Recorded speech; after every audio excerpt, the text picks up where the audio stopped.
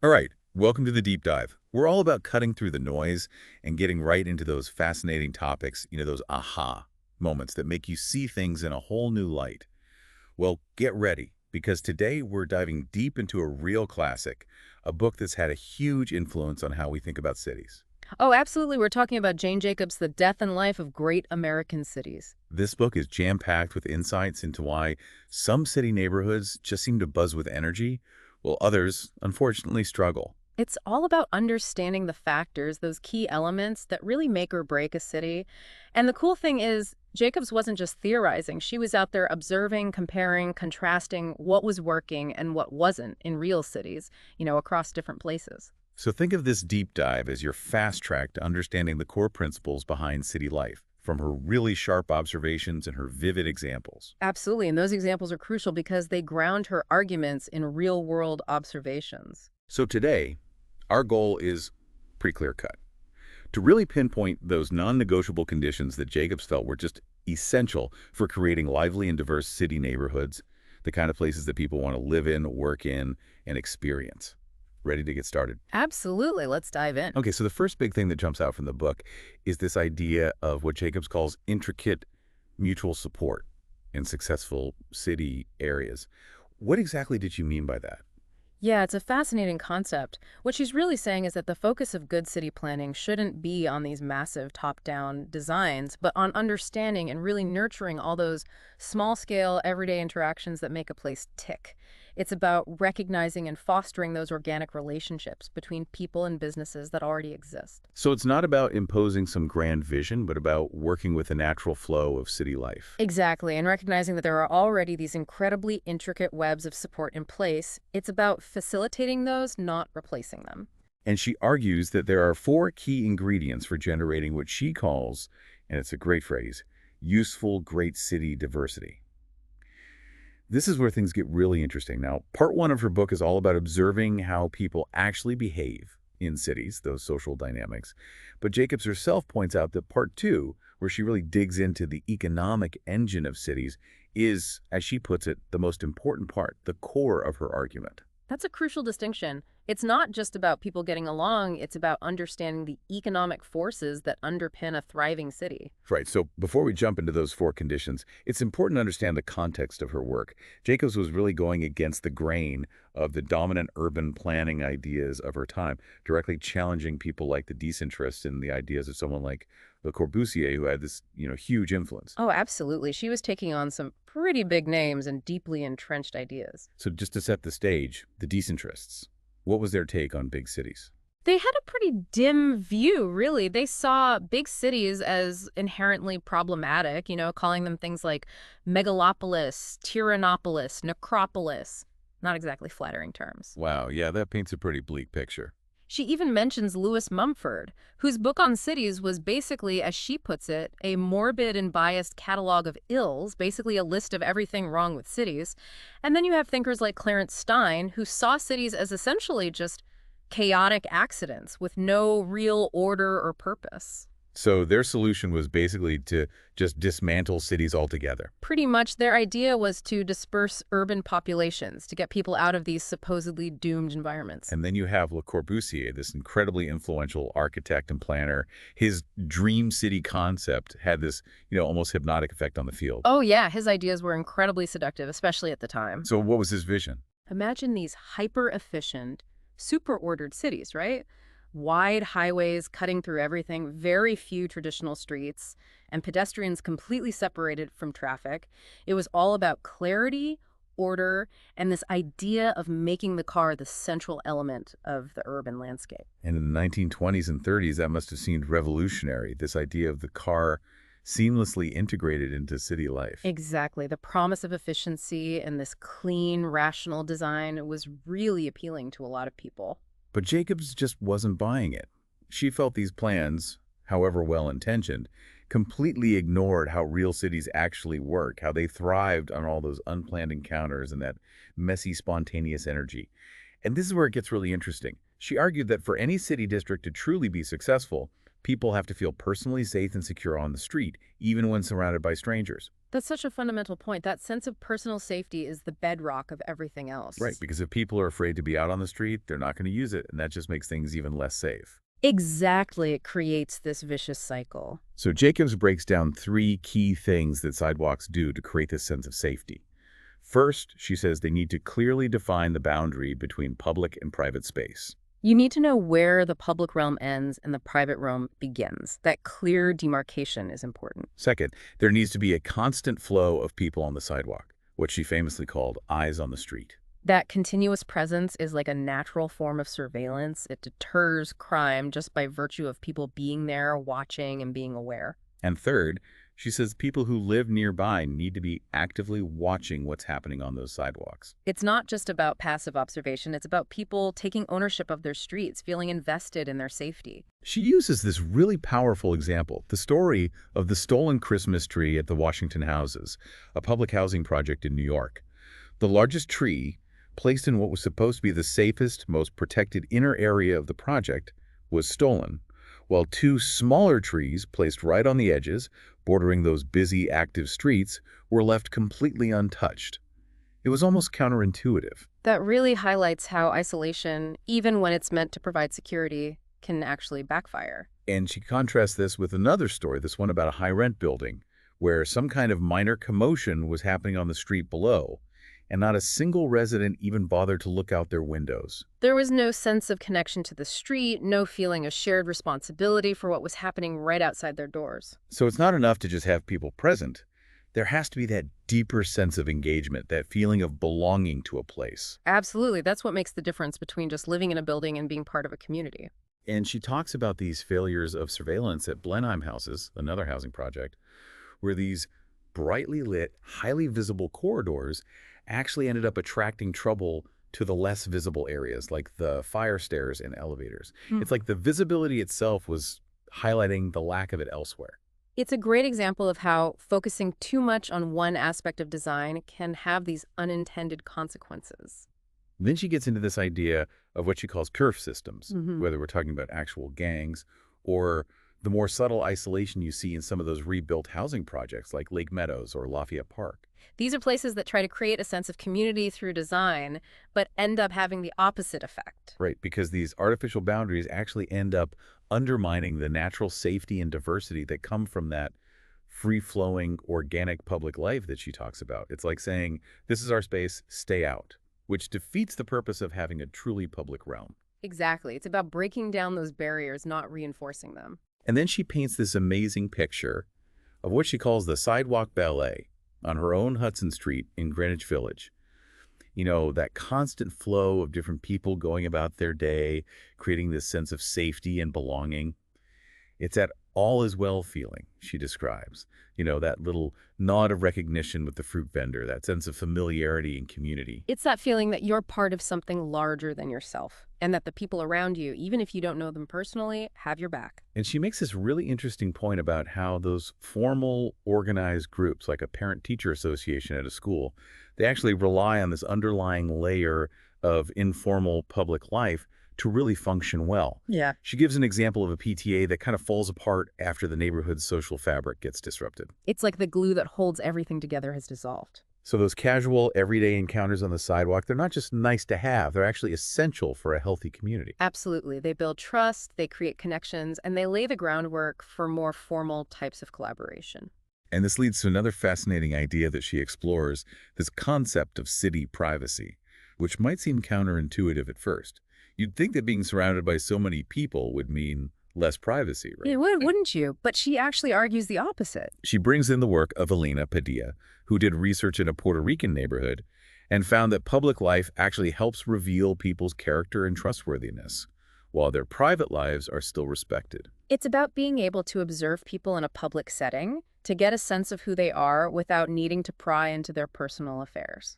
And this is where she introduces those wonderful public characters, you know, those familiar figures like Joe the grocer, who provide those little informal services for their neighbors, like holding on to spare keys or keeping an eye on things. They're these pillars of the community, providing a sense of stability and familiarity. And she emphasizes that this kind of trust is built on that public interaction, but without any real intrusion into people's private lives. And she points out all these different types of local spots, the bodega, the candy store, the barber shop, those places where you find those crusted figures. They're part of the fabric of the neighborhood. Those everyday interactions are what makes them so valuable. And she contrasts this with the often socially limited and ultimately kind of unsuccessful attempts to create this forced togetherness in those self-selected, often more affluent, planned communities. She argues that genuine community can't be manufactured. It has to grow organically from those everyday interactions. It's about authenticity, not artificiality. And she points to the social problems that can pop up in those public housing projects where there's a real lack of privacy and this kind of forced intimacy that can lead to mistrust and fear. It can create an environment where people are suspicious of each other, where they're afraid to let their guard down. Like those stories of rent increases being based on what neighbors reported about each other, that just breeds distrust and resentment. Absolutely. It's a recipe for social breakdown. And she cites this observation from a woman named Mrs. Lurie, who noted that the togetherness in those projects can sometimes lead to these ineffective little cliques among the leaders who are completely out of touch with the rest of the community because there isn't that normal, organic public life to connect them. It becomes this closed system that doesn't really serve the needs of the people it's supposed to be helping. And it's really telling that those areas with that vibrant street life, those places like Yorkville, Greenwich Village, Telegraph Hill, they remain desirable, while those dull, quiet residential areas often get abandoned by people who have the choice to leave. It's because people are drawn to that energy, that sense of life and activity. Even a place like Georgetown, with its successful specialty shopping district, owes a lot of its vibrancy to its sidewalks. It's not just about the shops themselves, it's about the whole experience of being out on the street, seeing people interacting. It's about that feeling of being part of a dynamic, living environment. Okay, so let's talk about kids.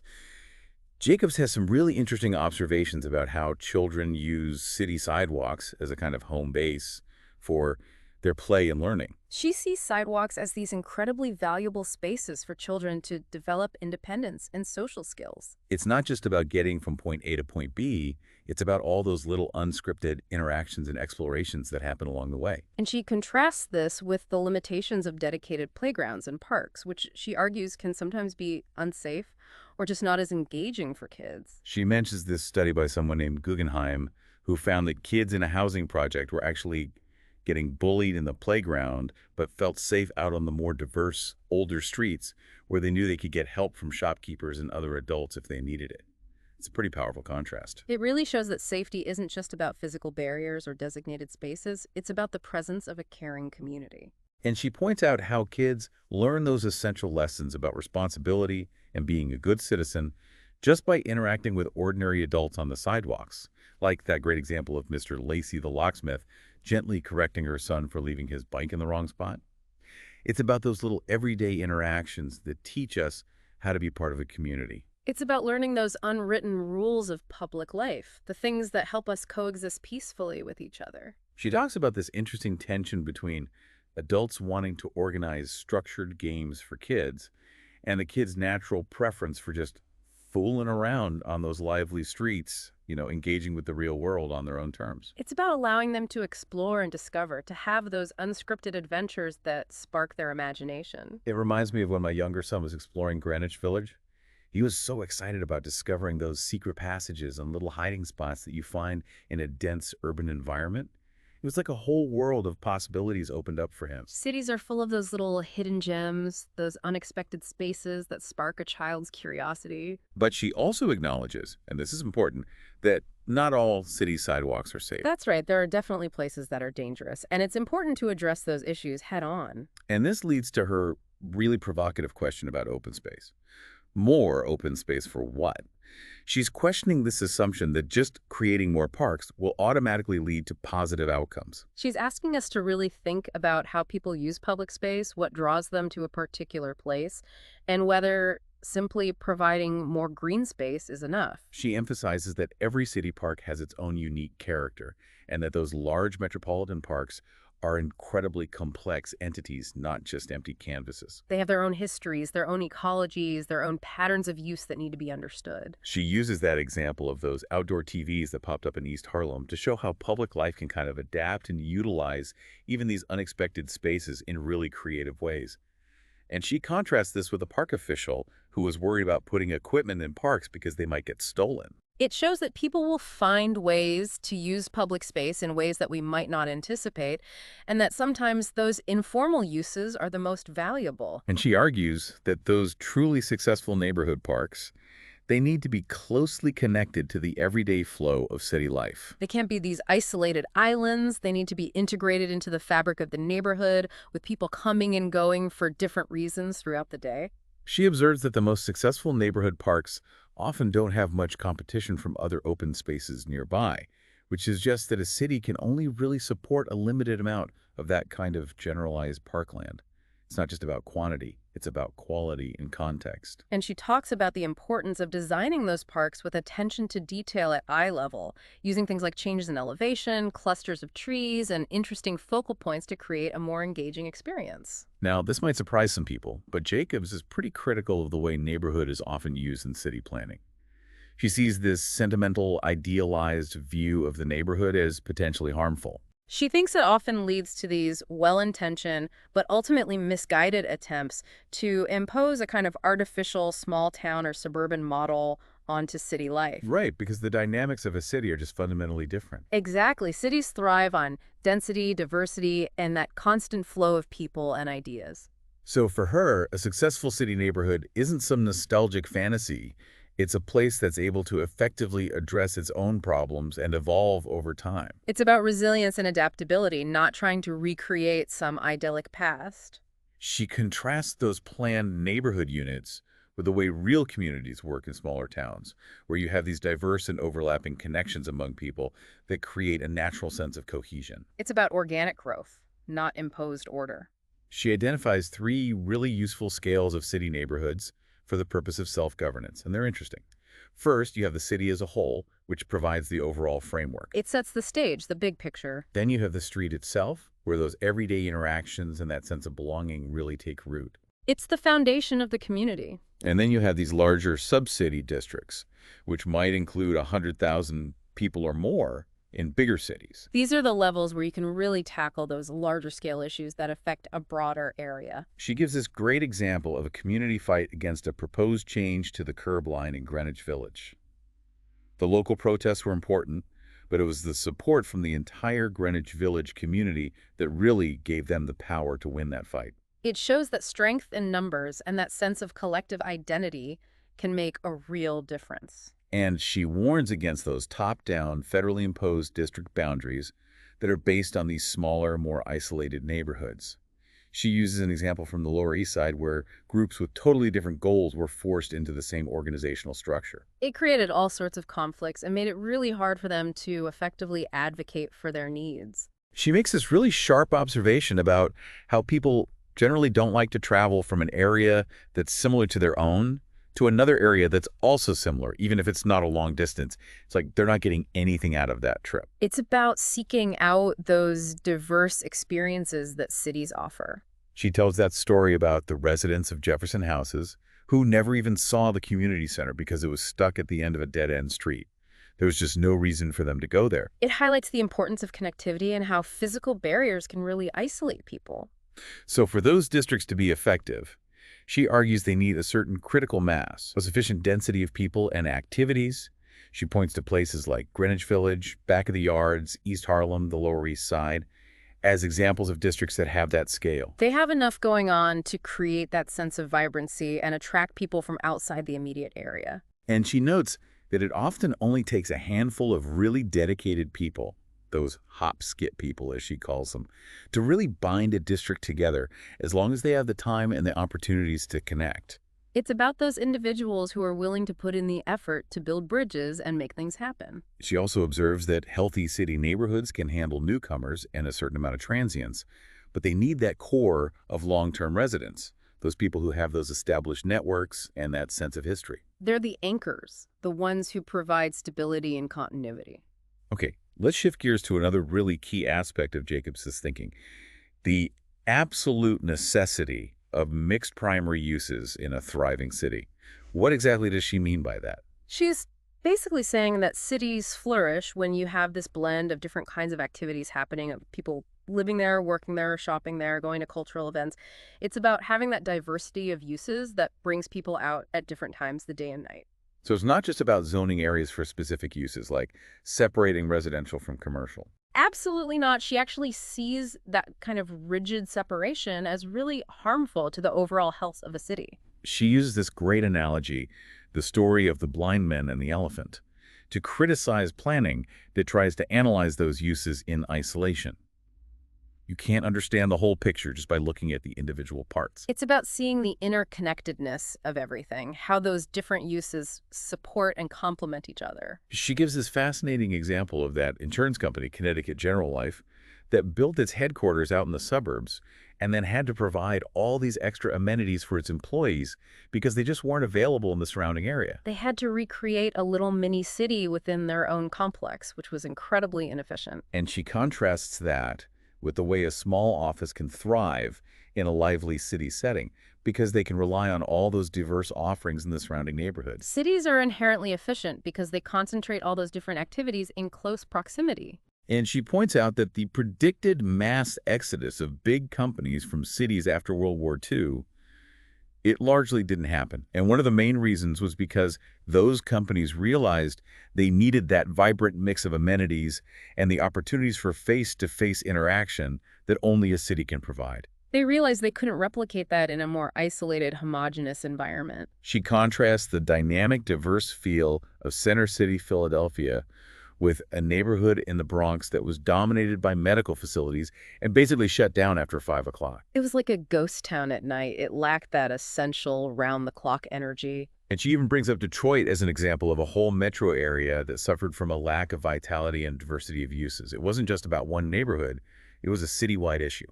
It highlights how interconnected those issues are, how decline in one area can ripple out and affect the whole. She circles back to her 4 key conditions for diversity, emphasizing that mixed primary uses are essential for creating those effective economic pools of use.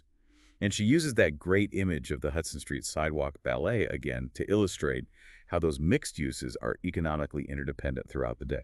The office workers supporting the lunch spots, the residents supporting the evening businesses. It's a beautiful cycle of mutual support. And she makes this interesting point that residential development in a formerly industrial area is usually the result of that area becoming more vibrant, not the initial cause. It's a sign of success, not the driver of it. She then talks about secondary diversity, things like leisure time attractions, and how they need that solid base of mixed primary uses where people are present for essential reasons at different times.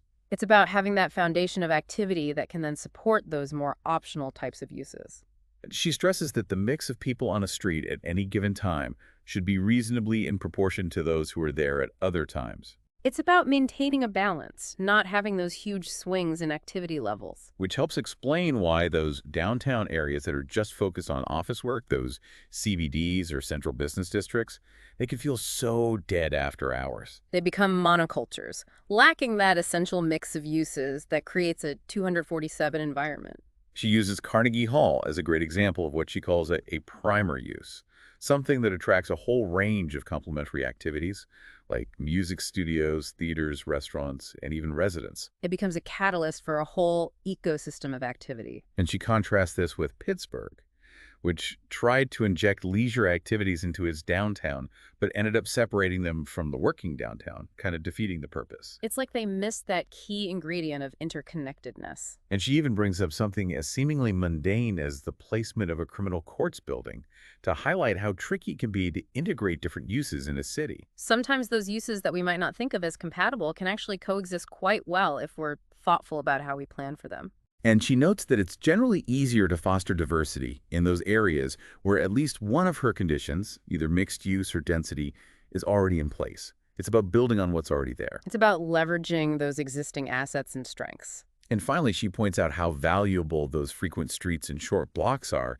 because they allow for those intricate cross uses among neighborhood residents and businesses. They create more opportunities for interaction, for those chance encounters that can lead to all sorts of unexpected benefits. Let's talk about streets, specifically why Jacobs was such a big proponent of small blocks. She saw short blocks as being really key to creating a vibrant street life because they just increase the number of potential interactions and create more opportunities for both retail and social connections. Every corner becomes a new possibility.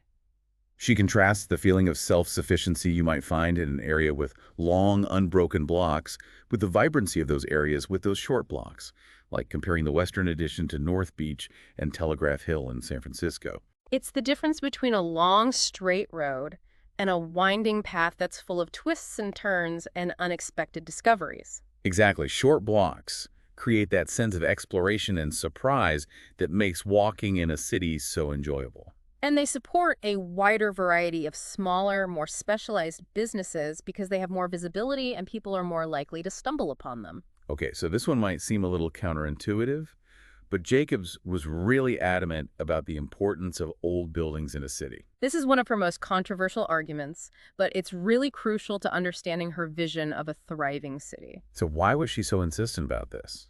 Her main point is that older buildings provide this really valuable stock of affordable space for all sorts of uses, small businesses, startups, artists, you name it. Because they don't demand those super high rents that you see in those brand new buildings. Exactly. Their lower rents allow for more experimentation, more risk-taking, more of that creative energy that makes cities so dynamic. She makes this point that what one generation might consider a pretty ordinary building, another generation might see as this uniquely valuable space. A building that has outlived its initial purpose can be repurposed in all sorts of creative ways. And she points out that this need for a mix of old and new buildings isn't just a recent phenomenon, it's been a constant throughout history. Cities have always relied on that stock of older, more affordable space to support their growth and evolution. She uses Brooklyn as an example of a place that has a lot of old buildings, but still struggles to attract new industries because it lacks the right infrastructure to support them. Having the buildings themselves isn't enough. You need the supporting elements like transportation and utilities to make them truly viable. And she's really critical of this tendency to just wipe out older areas to make way for brand new development, because in doing so, we often destroy that irreplaceable economic value that those older buildings have accumulated over time. It's like throwing away a valuable resource that can never be fully replaced. So her point is that a healthy city needs that mix of old and new buildings to support a truly diverse range of activities. It's about creating a city that works for everyone, not just those who can afford the newest, most expensive spaces. Okay, we've talked about mixed uses, small blocks, old buildings. Now, for the fourth condition that Jacobs identifies as crucial for city vitality, density. This is another one that often gets a bad rap, but she makes a really strong case for why density is actually essential for a thriving city. So what's her argument? She basically says that having enough people concentrated in an area is a prerequisite for all those other things we've been talking about, the diversity, the vibrancy, the safety. She even quotes Samuel Johnson from way back in the 1700s, who said, "It is being concentrated which produces convenience." It's a simple idea, but it's incredibly profound. She provides all these comparisons of dwelling densities in different neighborhoods, showing how those places with higher densities tend to be more successful. She has all the data to back up her claims. It's not just Right. speculation. And she talks about these in-between densities, those areas that are too dense for suburban life, but not dense enough to really function as a city. Those are the places, she says, that are just fit for nothing but trouble. They lack the benefits of both worlds and end up being neither one or the other. She also points out that there are limits to how high you can push density without losing that sense of variety in human scale. It's about finding that sweet spot where you have enough people to support a vibrant urban environment, but without sacrificing livability. And she quotes this guy, Dr. Philip Hauser, who basically said that the density and even the congestion of our cities are among our most precious economic assets. It's about recognizing the inherent efficiency of urban concentration. And she really challenges this common belief that high density automatically equals slums. She sees density as a potential force for good, as long as it's done thoughtfully and with an understanding of the other factors that contribute to a healthy city. Now, let's address some of those common concerns about diversity in cities. People often complain that mixing uses leads to ugliness, traffic, all sorts of problems. How does Jacobs respond to that? She argues that those intricate mixtures of uses aren't chaotic at all. They actually represent a highly developed and complex form of order.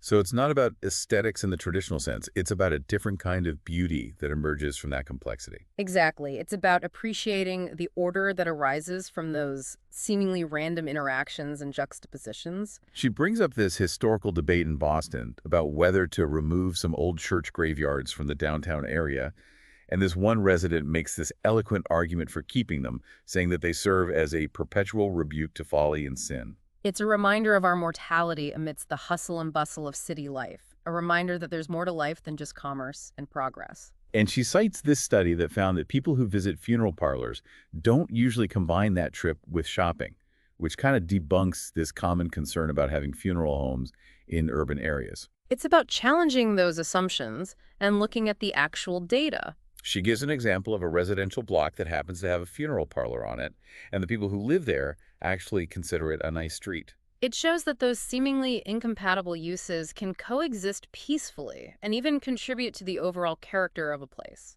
And she tells this great story about a fight over a zoning exemption for a bakery, where even the property owner who is potentially being harmed by the bakery's expansion acknowledged that eliminating all non-residential uses from the area would be worse. It's about recognizing that a certain amount of friction and inconvenience is actually a sign of a healthy city. So, her point is that lively, diverse cities just don't fit neatly into those conventional zoning categories. They operate according to a different set of rules, a different kind of logic that's often messy and unpredictable, but ultimately more vibrant and resilient. But diversity isn't static, is it? Jacobs talks about this phenomenon she calls the self-destruction of diversity, where those most profitable or prestigious uses start to dominate, crowd out everything else. It's like the city eats itself. Those successful areas become victims of their own success. She uses the historic center of Boston as an example of this, where you have these layers of sorted out uses, each area dominated by a single type of activity.